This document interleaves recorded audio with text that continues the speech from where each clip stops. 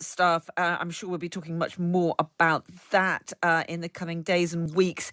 The other big story, of course, on the front pages, Andrew, Tory MPs rage at England's lockdown, The Guardian is reporting.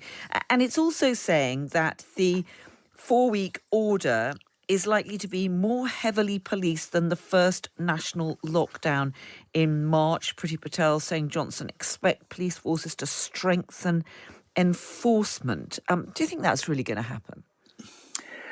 Well, I do think that the local authorities and the police are seeking additional powers to enforce the lockdown. And my preferred approach, as I said earlier, is to rely on people's good sense. I think not to go for this very authoritarian approach, but to warn and keep it relatively simple, and by wearing a mask, by socially distancing, by washing your hands. Those are the prime ways in which we stop the spread of this dreadful disease. So I don't like at all this authoritarian stance, and I don't think it'll work either. I think people will rather like, in the French resistance in the war, they will feel that they can move against it. So I think persuading people to do the right thing and to show social solidarity with their friends and their neighbours and with the vulnerable members of local communities, that is a much stronger pull on people's conscience and on their desire to do the right thing.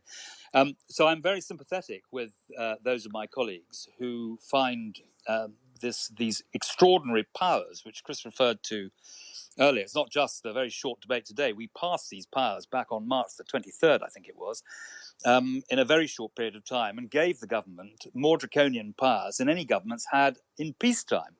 So that is a matter of great concern. And also Boris, I think that what Chris said about Boris being very like Trump and mini-me and so on, actually, I don't think that is fair. I think they are very different characters, because Boris at heart is a one nation, socially liberal politician. He's an internationalist. His views on immigration and so forth are not on the right. So I think there's a very big difference between the two characters, and their approach both to domestic and to international affairs is not the same at all.